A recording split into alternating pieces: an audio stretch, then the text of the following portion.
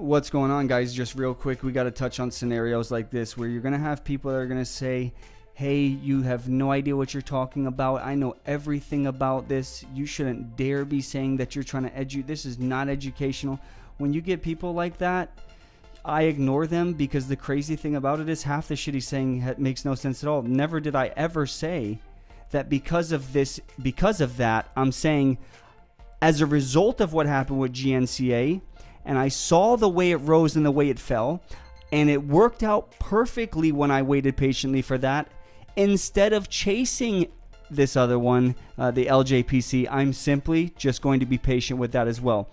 And then to go on to say things like this at the very end, okay, I guess you know all there is to know. Like one last jab.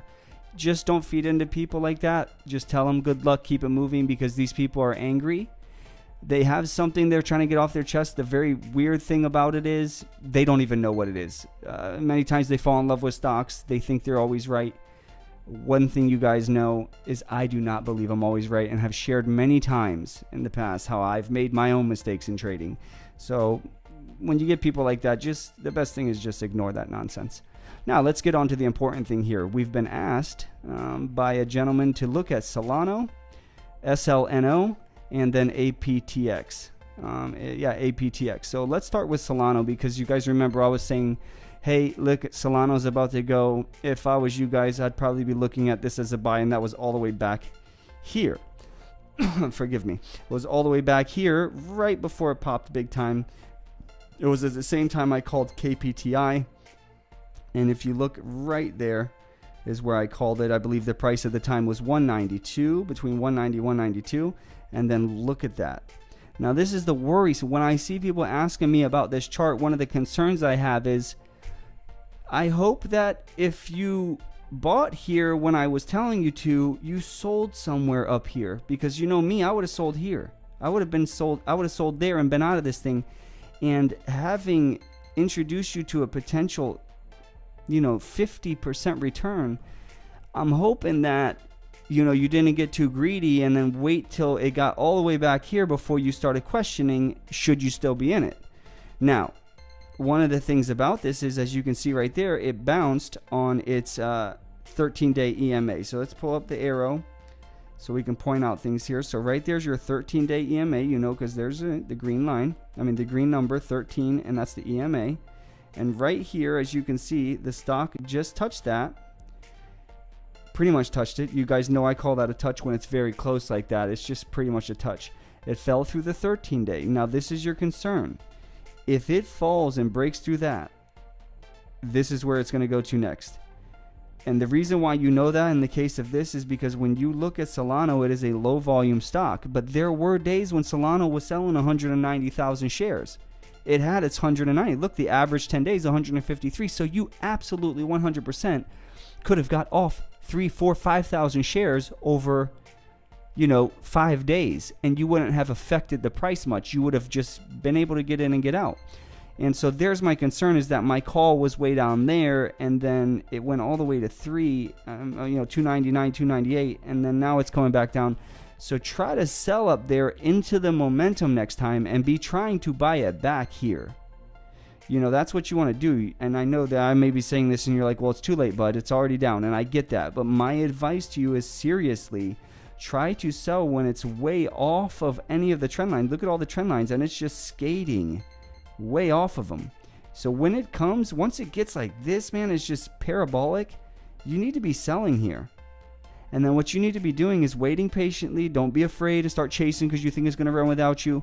Be waiting for it to come back here. Look, you could have actually waited for it to come back here, bought it, it would have went back up, and then you could be buying it back down here.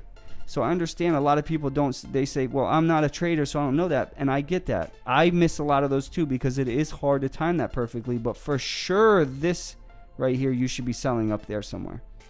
However, you do have a bounce right there off the 13 EMA, which is going to give you that support line right there.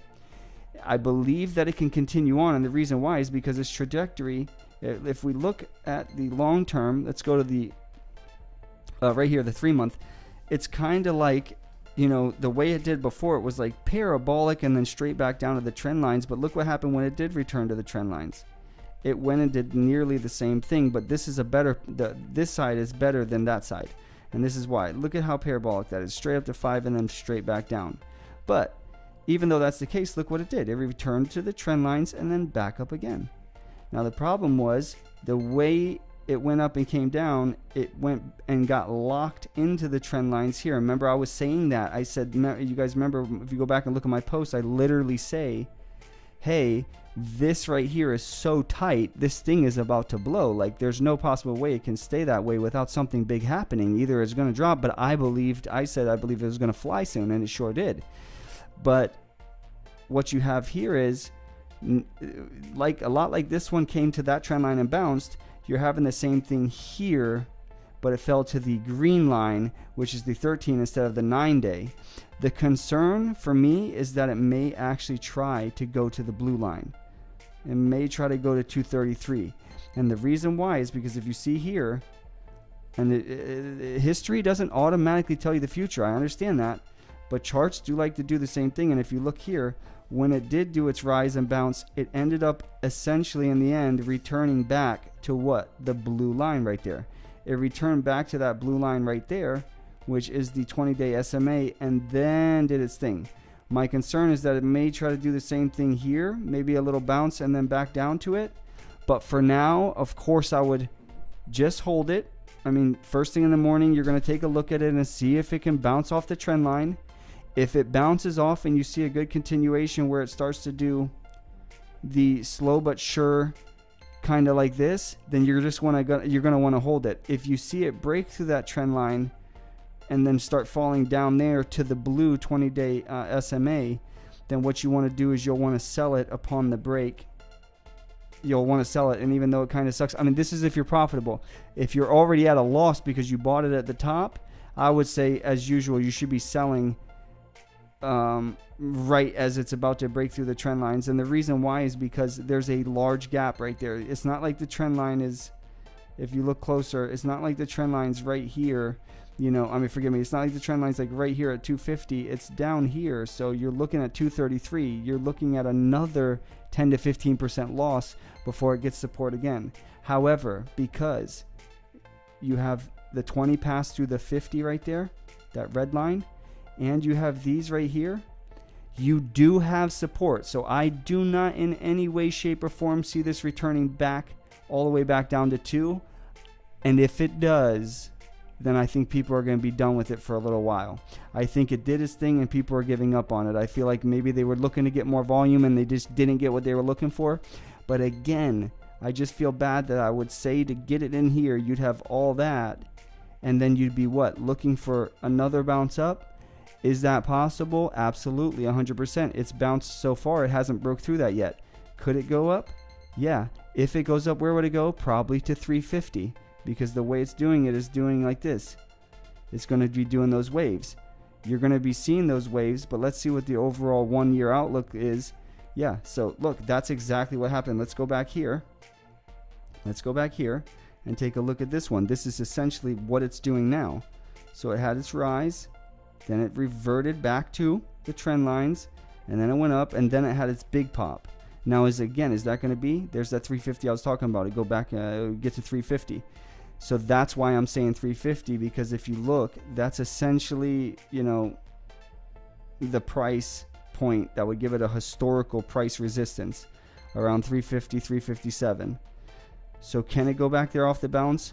100% it can. I'm simply saying that when I give you the go ahead and buy, and then you get 50% in just a couple, you know, how many days was it? Let's see. Look at the buy there. You got 1, 2, 3, 4, 5, 6, 7 trading days for a 50% return. That's the kind of stuff you got to try to take. You know, don't get greedy. You got to take those, because I didn't get that. I didn't even get that because I was busy trading all kinds of other shit. But if I didn't get that, you did, because you were smart enough to get it and be patient.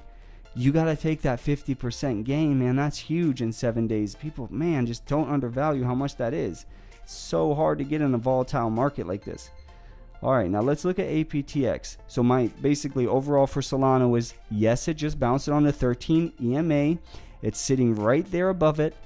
It absolutely 100% can bounce and continue like it did on the 1 year chart, where it did the same rise, then went to 350. So 350 is absolutely 100% possible, but it will need to bounce from the point it's at right now. If it does not and it drops, I would sell on the drop through and then try to buy back when it bounces on the blue one. So even though, you'd have like a 15% savings, about a 10% savings there, because you'd sell there and then it drop and then you could rebuy it back.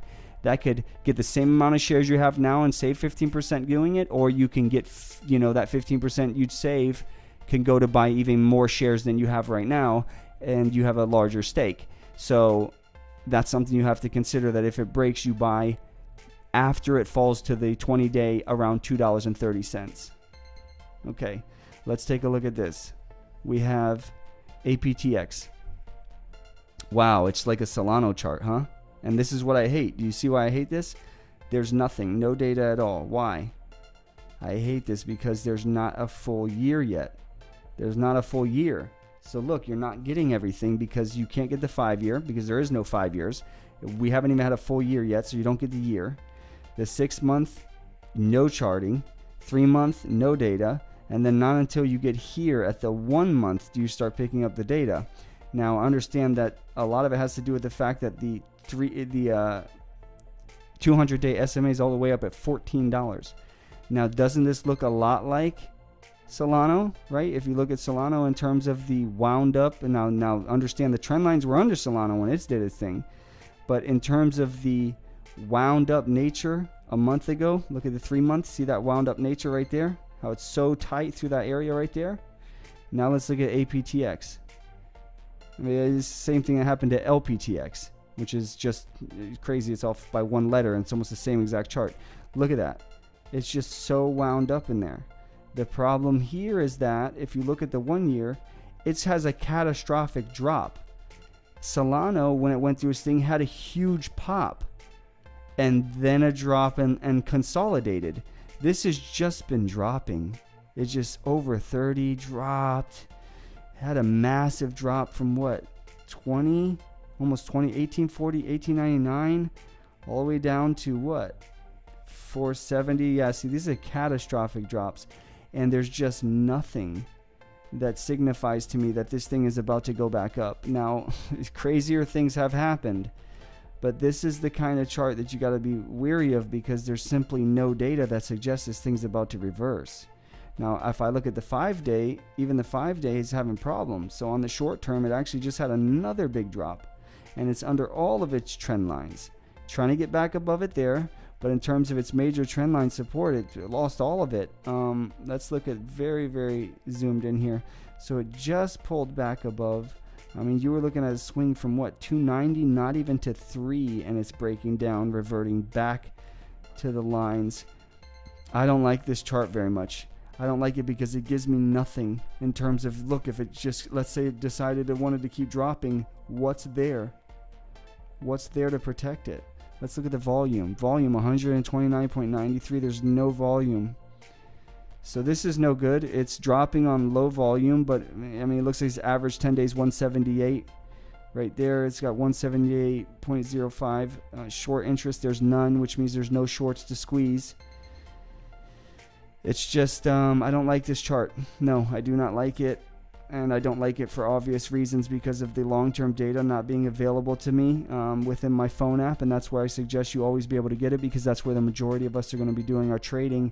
And then last but not least, on the short term, it doesn't look good. On the 1 day, it's swooping down, coming up. But on the 5 day, it's a big swoop up, big drop down. The drop down is, the come up from the drop down is just totally shut down almost immediately, brought back down to 295. So I would suggest, if you own this thing, just know that you're taking a big risk of having to sit there for a long time and waiting for something like, you're going to have to essentially wait for a pump or some catalyst. And that would have been helpful if someone would, let me see. APTX stock cut to 15 from 22 back on March 15th, from 15 to 22 by Leanrink.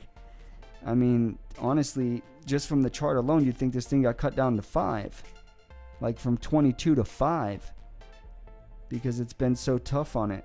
So this one, I do not like it for the time being. And that's all. I would just say that if you own it and you believe in the company, I would like to know some details why. And if you believe there's a catalyst coming up, I would really throw some. You're going to have to depend on that a lot, or you're essentially just going to have to hope a pump and dump happens so that you can get some people paying attention to this thing. Because according to the volume, nobody's watching this thing, and that can be problematic for a stock. Let's take a quick look at StockTwits and take a look at the number of watchers that are on that. But the sad thing is when you say stuff like this and people love a stock because they know everything about it, you know, it makes you feel a little bad. So right here, go to CEO buys and learn more about AP. They bought shares one time over the last how many years? I mean, it doesn't even say. It doesn't even say the last years. Over the last years. Looking at this guy's thing right here. It has 882 watchers. You got Tagaroo's bearish on it. You got bullish.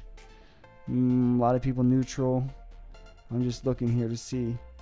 I mean, really, look at the posts. You got a lot of posts within. Let me see, 11. It's a lot of the same people. Yeah, it's just not a lot of attention on this. You're gonna have to get some attention on this thing, and I don't think I'm gonna be able to do it. I don't think I'll be able to get enough attention on this thing. But you know your stock, so if you know there's some catalyst or some drug, what do they do for God's sakes? I don't even know. APTX Incorporated is a clinical stage biopharmaceutical company. The company discovers and develops therapies for disorders of the brain and nervous system. The company has a platform discovering compounds that work through a mechanism which includes modulation of the N-methyl D aspartate. So receptor develop pathways involved with the nerve cell communication. The company's compounds are effective on disease models including depression, neuropathic pain, migraine, traumatic brain injury, and age-induced learning impairment.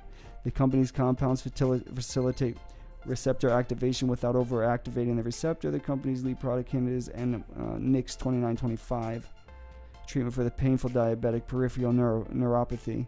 So NIX 783 and NIX 458 for Parkinson's disease. So it looks like it's doing some work in fields that could be very, very profitable. But the concern is something obviously went catastrophically wrong at some point, because look at the drop, and that's going to be my concern. So I would say in the case of this one, if you think you know your stock, but in terms of charting or me wanting to buy in this, I would not buy this stock right now, no. But I hope that somehow a pump and dump or something happens so they can get some attention on it at least and get people involved to start getting that grind going on. And that's the most I can hope for something like this. So I'm sorry. I hope that's, I want that to be bad news to you, and I hope it doesn't necessarily affect you in a negative way. I simply want you to know, as a person who looks at the charts and solely the charts, it's not a chart I like very much. But SLNO, huge potential there for it to bounce off the EMA, the 13 EMA, and continue on to 350. And if you think it's going to break right there at the 13, it's best to just sell it and try to rebuy it on the 20, which will put you at buying back in about 233. Okay? Hopefully that helps you, man.